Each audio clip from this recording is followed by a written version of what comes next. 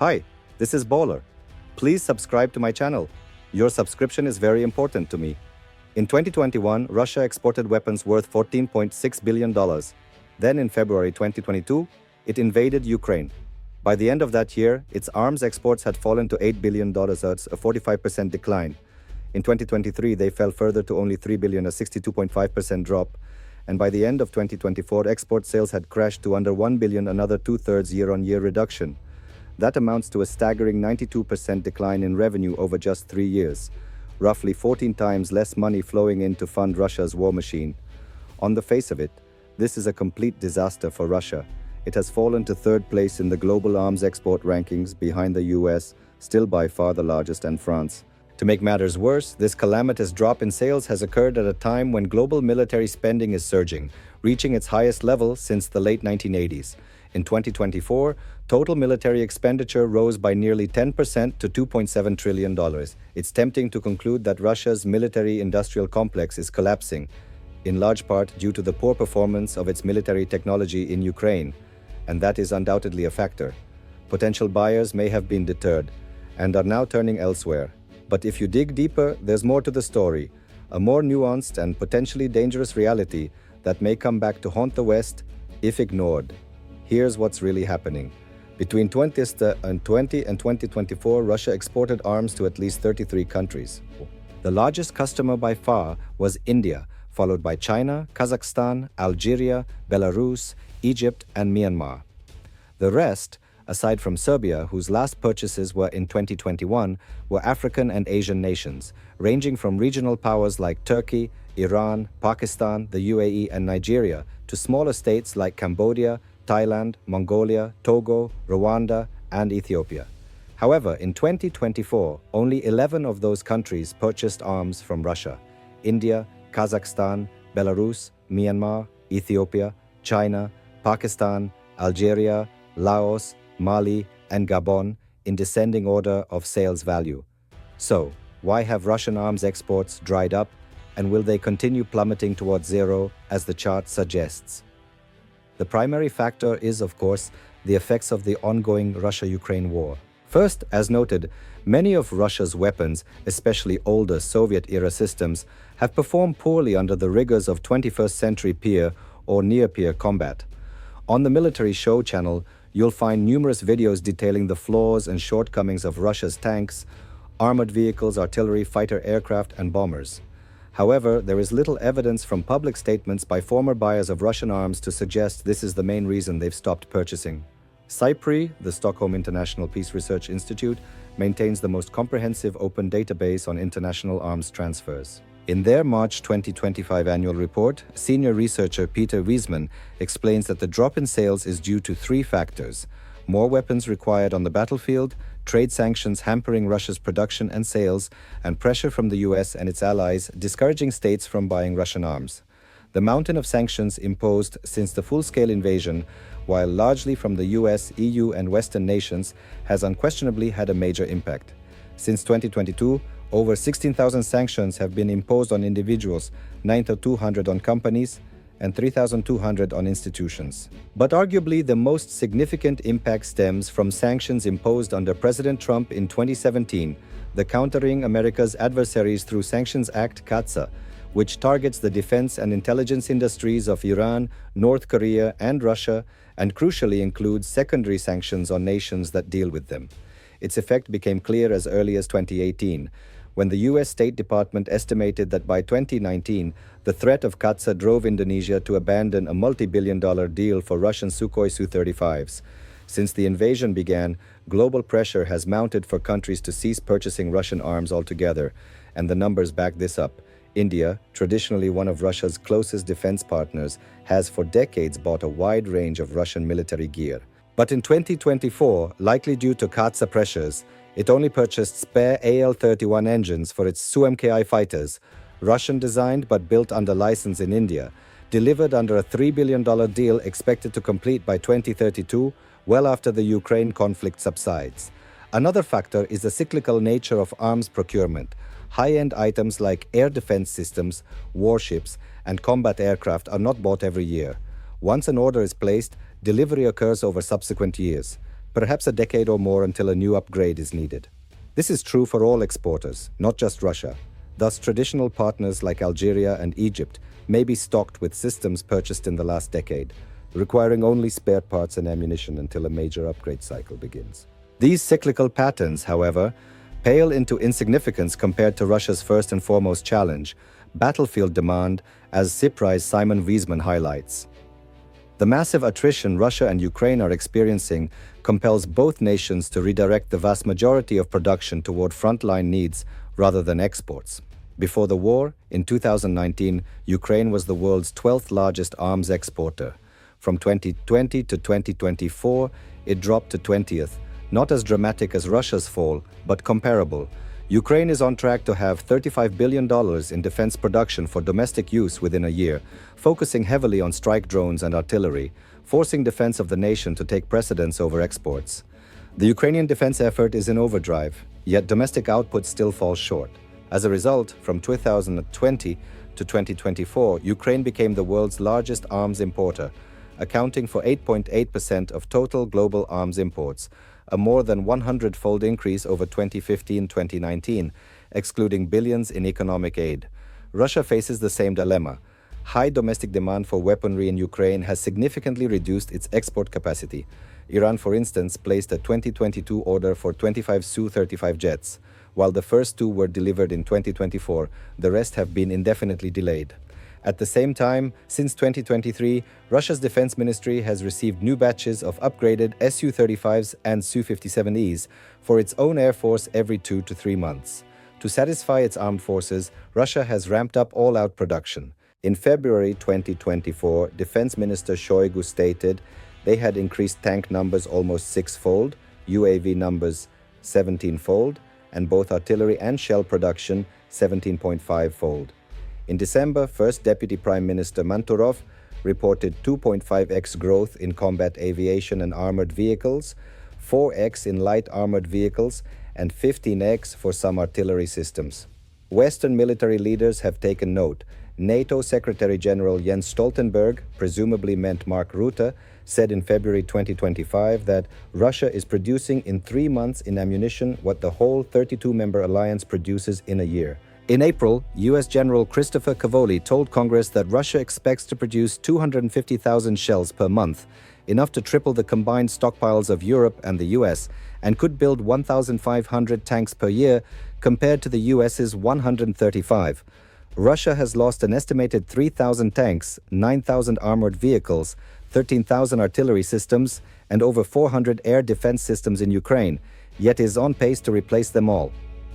Certainly, the evidence suggests that the domestic defense industry is indeed ramping up at an unprecedented pace, Cavoli emphasized. In fact, the war may be precisely what Russia's defense sector needed. Before the conflict, domestic demand was stable but limited, making exports essential. Russia was hesitant to sell advanced weaponry, ever since a Kornet missile sold to Israel was later used against them and seized by Hezbollah in the 2006 Lebanon war. Yet through the late 2010s, it maintained booming trade in stock items, from Kalashnikov rifles to 2 Series tanks and MiG-Su jets, holding second place in global arms trade, just behind the US, whose exports were typically 8 to 10 times greater. However, by the late 2010s, competition from rising exporters like China, Turkey, and Israel was already eroding Russia's share in regions such as Africa and Southeast Asia. By 2019, exports had peaked, and by the war's outset, the industry, comprising around 6,000 companies, had been running at low profit margins for years. What it lacked in efficiency, however, it made up for in excess capacity and flexibility, a capability Putin leveraged to dramatically expand wartime production. By fall 2022, the rapid attrition of equipment and stiffer resistance led Russia to prepare for a long conflict. With sanctions and urgent military needs clear, Russia began converting into a full-blown war economy. Early in 2023, the government transferred over a dozen plants, including gunpowder factories, into the state defense conglomerate Rostec to modernize critical war effort production. For instance, the Kazan gunpowder plant hired more than 500 workers in December 2023, tripling average monthly pay to 90,000 rubles, about 100, well above Russia's roughly $175 poverty line, causing a surge in staffing and output. By February 2024, Putin claimed the military-industrial complex had created 520,000 new jobs, now employing over 3.5 million Russians, approximately 2.5% of the population. This massive wage burden pushes Russia's 2025 defense spending to about one-third of GDP, much less than Ukraine's 100%, but still one of the highest shares globally. A year later, production continues to grow with no signs of decline. Echoing Kavoli's figures, Russian factories claim delivery of 1,500 main battle tanks in 2023, 1,280 of which were reactivated from storage. A May 2025 investigation by The Economist found that Russia's largest tank plants at Uralvagon Zavod and Omsk Transmash were busier in 2024 than in 2023. Similar increases occurred at the Arzamas APC factory and at Kurganmash Zavod and Motovelikinsky IFV plants. Barrel production at Yekaterinburg Factory No. 9 and ballistic missile development at NPO Novato are also expanding, as are Iskander launcher production at Volgograd Titan Barricade, rocket output at NPO Splavintula, and drone manufacture at Alabuga in Tatarstan, including Iranian Shahid 136 and Russian Geran drones. Much of this output refurbishes older Soviet systems, T-80 and T-72 tanks, vintage artillery with new turrets, barrels, electronic warfare and anti-drone upgrades. They're also converting glide bombs to FAB series munitions using guidance modules at breakneck speed. But Russia is not only modernizing old gear. The Ukraine war has reshaped warfare. The era of tank battles and dogfights is over. We now confront UAVs across air, land, and sea, electronic warfare, precision hypersonics, AI drone swarms, stealth. For example, Houthi forces reportedly shot down $730 million MQ-9 Reapers in a month, with missiles costing just a few $1,000s, while Ukraine uses $4 million Patriot and $400,000 NASAMS missiles to shoot down $30,000, $80,000 Geran 2s. The Bradley IFV outperforms the Russian BMP-4, but even Bradleys have been destroyed by cheap FPV loitering munitions guided via fiber optic cables. The paradigm has shifted, and Russia, Ukraine, China, and NATO are racing to adapt. CIPRI's numbers show that today's arms race focuses not on stockpiling existing weapons, but on rapidly deploying major upgrades, and Russia's war economy has given it a head start. Ukraine, as well as nations supplying it, have been perfecting advanced systems in real combat, tweaking, retesting, then production readying under wartime conditions. Western supporters have been more cautious, fearing advanced weapons being captured. They are also constrained by legislative and budgetary processes. Russia, unfettered in wartime production, has forged ahead with battlefield-proven new weapons now available for export.